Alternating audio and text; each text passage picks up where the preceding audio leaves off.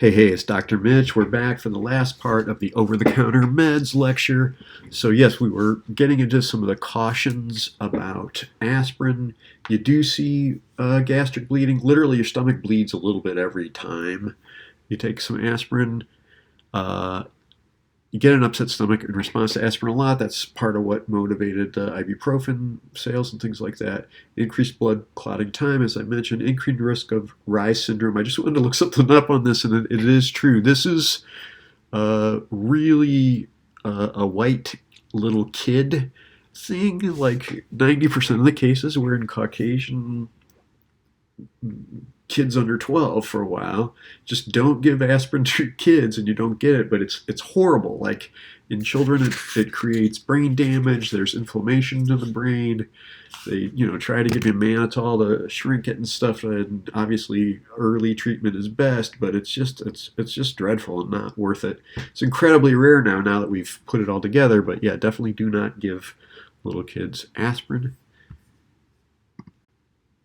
Oh, good. So here's a nice item from the last one. Antipyretic means A, fights fever, B, fights cravings, or C, stops cough. And it fights fever. That PYR, pyro, should help give it away. Well, this is a nice cartoon. It's the doctor holding out aspirin. It says, to prevent a heart attack, take one aspirin every day. Take it out for a jog, then take it to the gym, then take it for a bike ride. So yes, this low dose aspirin after a heart attack does prevent a second one, but it's not without its little quirks, and you definitely do low dose, not the regular high doses, but exercise would be always a good idea.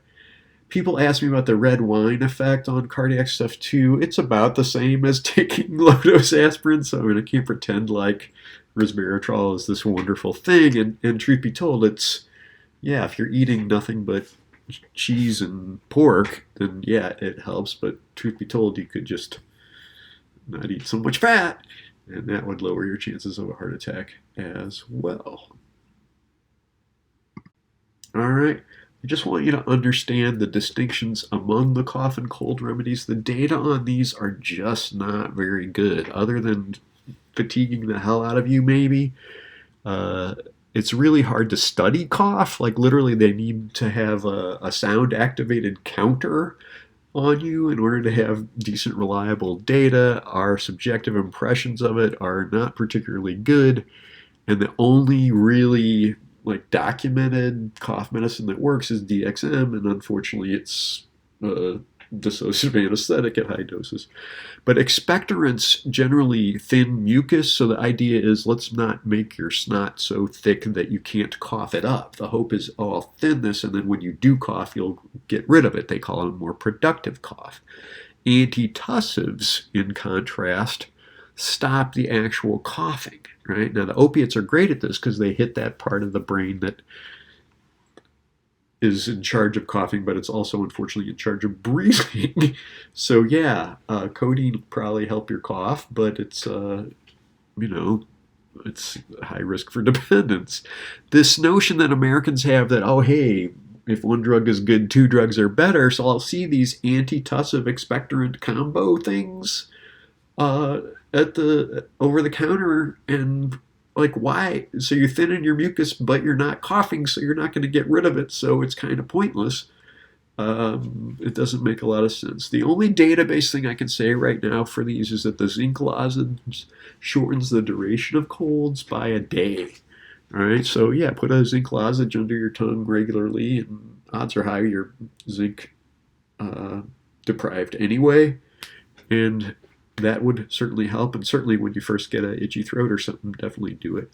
Honey beat both placebo and Benadryl for cough in a last meta-analysis I saw, and it was not as good as DXM, but damn, tastes a lot better. Now, you don't want to give raw honey to an infant that you got from some dude who grows, who raises bees or something. We want to make sure it's not going to give them some other kind of bacteria, God knows what. So the echinacea data, oh man, first they were encouraging, then they were not. And the bottom line is, I think people aren't taking it correctly. Basically, it does have some enhancement of immune function, but you develop tolerance. So if you feel like, hey, it's high risk time for colds, take it for, maybe a week in a row, then take some time off, get your sensitivity back, and go back and forth. But yeah, the data aren't overwhelmingly great. And then the vitamin C data also, even the megadose stuff, it's either not investigated correctly or it doesn't really help, despite all the hoopla. Now, what are the problems with these? Well, antihistamines are CNS depressants. What do we mean? Okay, your central nervous system is subdued because you don't have the histamine driving it. That's pleasant if you're trying to fall asleep, I will admit, but it's certainly not going to alter stereotypical symptoms of cough or cold. If helping you sleep is going to, enhance your immune function, I get it. But man, just, have a hot herbal tea or something like that. The alcohol and cough and cold remedies can combine additively with antihistamines. So as soon as you've got alcohol in it, some of these are, at least 20 proof. And I see why a shot of whiskey was so popular in my grandma's day. But the bottom line is it's going to be super dehydrating, hard on your liver, hard on the kidneys. Like it's not a real cough and cold remedy. And so, yeah, they're used recreationally by young people. Unfortunately, there are things in there that will also make blood come out of your ears at high doses. So, I see these rappers drinking lean, showing off that they paid $3,000 for a cough medicine. And, this used to be what we did because we were on food stamps and too cheap to get high any other way. It's kind of embarrassing in retrospect.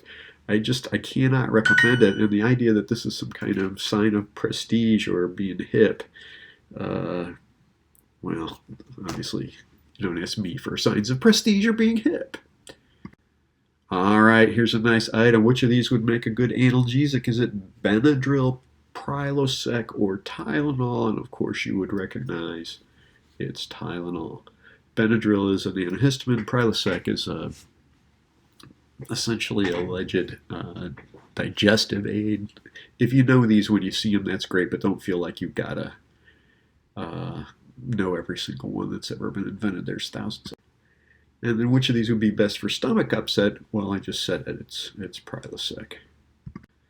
The tripping on DXS. No one has made more house calls. Yeah, I really cannot recommend this. Acutely, it can be really disturbing. That dissociative anesthetic effect makes people think crazy thoughts.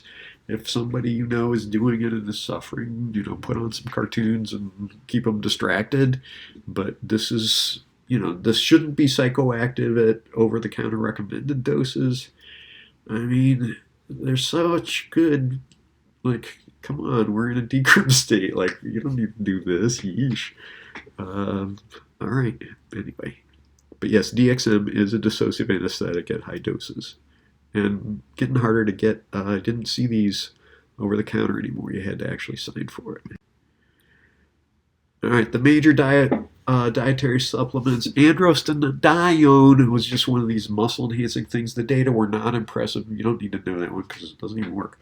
Creatine does have empirical support, but you got to work out hard. You got to literally work the muscle to failure.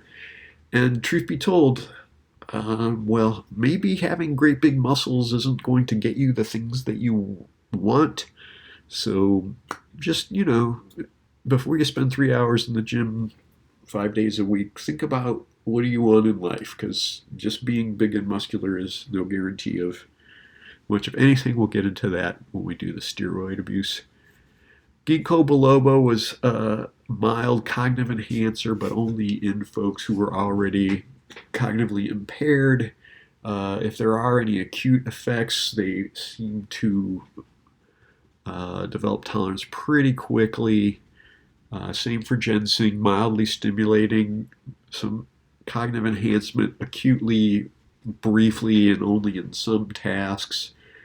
If you think they work, they probably do, but odds are high they're not going to work 4 or 5 days in a row, and maybe going for a walk would work just as well. So, think it through. St. John's wort for mild to moderate depression. So basically, it's not great if you're like so bummed out you can't even get out of bed.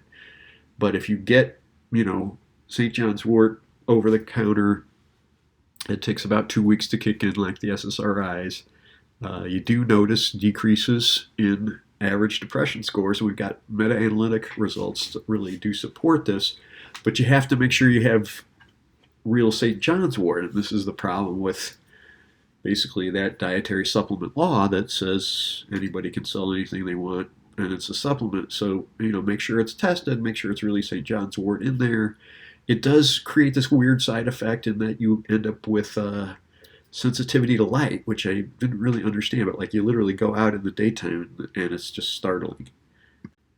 So the herbal preparations, yeah, just know what these are for, and these do have empirical support as well. So hawthorn leaf is helpful for fatigue, but only in folks who've had heart failure.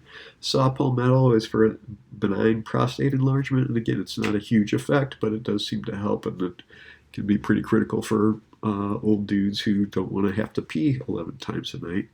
The echinacea, as I mentioned, it looks like you do develop tolerance. You have to take it and then go off, and then take it and then go off. The garlic work got really controversial for a while. It was supposed to be, the be-all and end-all. I mean, any plant is going to be good for you. This one's an anti-inflammatory and has some immune function. You do see blood pressure decreases, both diastolic and systolic, but they tend to be 5 millimeters of mercury or less. So it's not going to, bring it down from 170 to 120 or anything like that.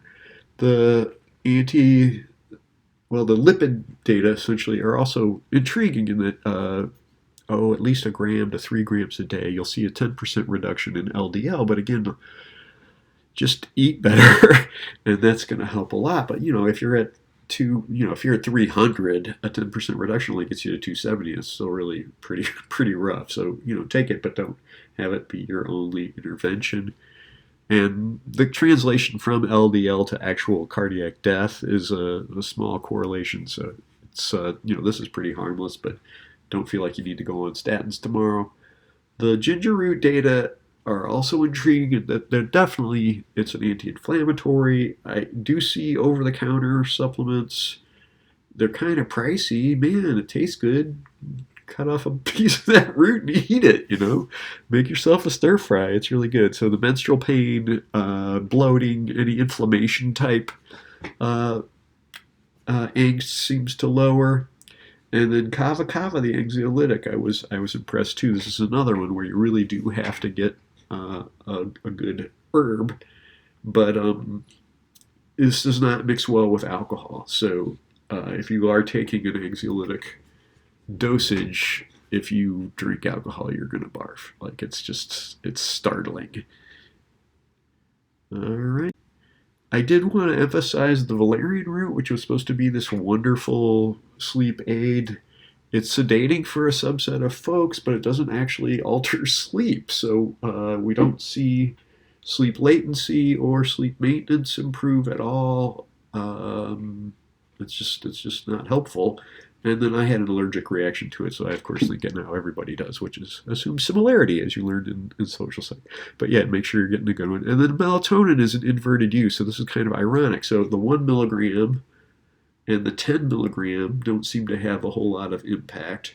It's the 3 right in the middle, right? The Goldilocks dosage.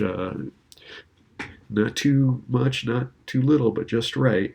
But even that, so the last meta-analysis I saw, I think the 8 minutes improvement on sleep latency. I mean, I guess if every minute counts, that's really great, but odds are high.